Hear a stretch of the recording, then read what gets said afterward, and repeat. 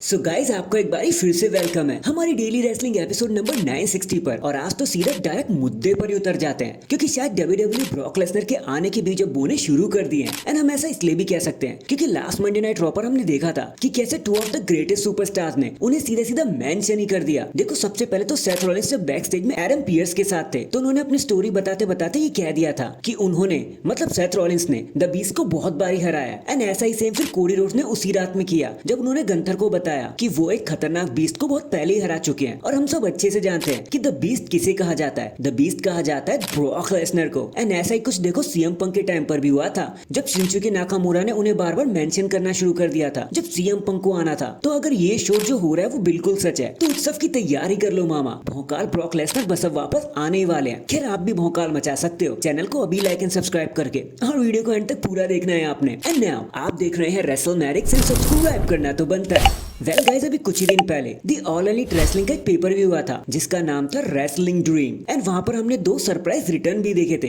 जो काफी फेमिलियर थे जहां पर एमवीपी और शेल्टन बेंजामिन दोनों ने एक साथ एक फैक्शन में ही डेब्यूट कर दिया एईडब्ल्यू में। एंड जानने वाली बात ये होनी है कि यार ये सिनेरियो हमने पहले भी कहीं देखा है। And yes we are talking about the Hurt Business. अब आप कहोगे कि यार इन दोनों के डेब्यूट से हर्ट बिजनेस का क्या कनेक्शन है। तो यार छोटा मोटा नहीं बल्कि बहुत बड़ा कनेक्शन है क्योंकि हम जानते हैं कि बॉबी लैशली भी अब डब्ल्यूडब्ल्यू का पार्ट नहीं है, वो रिलीज हो चुके हैं। एंड उनके लिए सेम रिपोर्ट आ रही थी कि वो ऑल एलीट हो जाने वाले हैं। एंड अगर ऐसा होता है ना तो हमें हर्ट बिजनेस एक बारी नए अवतार में देखने को मिलेगी और वो भी ऑल एलीट रेसलिंग के अंदर। और क्योंकि अपने टाइम पर ये फैक्शन काफी ज्यादा फेमस था तो हो सकता है कि जब ये लोग वापस आएंगे तो सबकी नजर इस फैक्शन पे होने वाली है। सो हमें एमवीपी और शेल्टन बेंजामिन तो मिल गए, अब बॉबी लैशली का इंतजार है। तो देखते हैं वो ऑल एलीट कब होने वाले हैं। Hashtag the Hurt Business is back. Next अब देखो इतना तो हम सभी जानते हैं कि क्राउन जूल 2024 में गंथर वर्सेस कोडी रोड्स के बीच में घमासान फाइट होने वाली है जहां जो भी जीतेगा वो बनेगा first ever crown joule champion. अब ये बात तो देखो मैं आपको इसलिए भी बता रहा हूँ क्योंकि मे बी हम जान चुके हैं कि इसका विनर कौन होने वाला है। एंड शायद इस बारी द अमेरिकन नाइटमेयर को खुद ही नाइटमेयर देखने पड़ेंगे क्योंकि according to the sources the world heavyweight champion Gunther अभी के लिए फुली फेवरेट बन चुके हैं कि वो ही इस मैच को जीतकर नए चैंपियन बनेंगे। और अगर देखा जाए तो बात काफी ठीक सी भी लग रही है क्योंकि गंथर का हाल फिलहाल में किसी के साथ कोई भी लफड़ा नहीं है, राइवलरी नहीं है, लेकिन कोडी को हराने के लिए पूरी पूरी पलटन पड़ी हुई है। और अगर वो ब्लड लाइन से बच भी गए तो भी देखो उनके पीछे केविन ओवेंस तो है जो उनका काम खराब करने आएंगे। सो वन वे और दी अनदर गंथर का रास्ता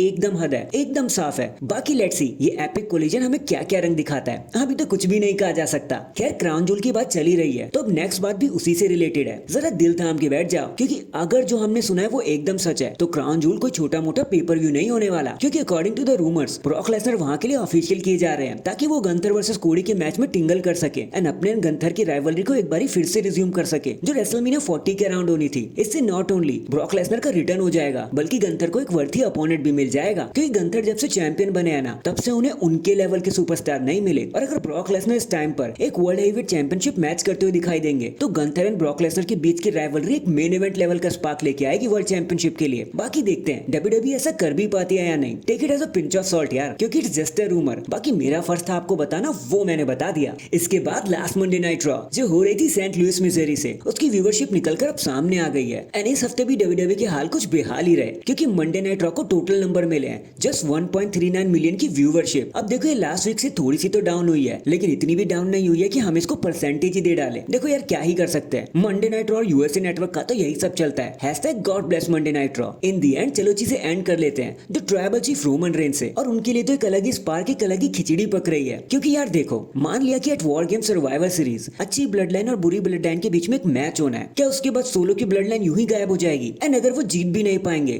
तो क्या सोचकर डब्ल्यूडब्ल्यूई सोलो वर्सेस रोमन के मैच को बुक भी करने वाली है? तो भले ही डब्ल्यूडब्ल्यूई ने इस वॉर गेम को शुरू तो कर दिया लेकिन इसका अंत क्या होना है ये खुद डब्ल्यूडब्ल्यूई भी नहीं जानती क्योंकि सी एक पल के लिए रोमन तो इजीली एस्केप कर लेंगे लेकिन सोलो एंड कंपनी को तो कोई सीरियस ही नहीं लेगा उसके बाद में। बाकी आपका इसके लिए क्या टेक है वो आप मुझे जरूर बता देना। So that is it guys, अभी के लिए तो बस इतना ही। आप मुझे बताना क्या लगता है अच्छी ब्लड लाइन या बुरी blood line, in the and किसके साथ क्या होगा? आप क्या देखना चाहते हो कमेंट करके जरूर बताना। एंड अगर चैनल पर नए हैं तो चैनल को अभी लाइक एंड सब्सक्राइब कर दो। बाकी मैं मिलता हूँ आपसे किसी और अपडेट के साथ, तब तक के लिए अपना ख्याल रखें और खुश रहें।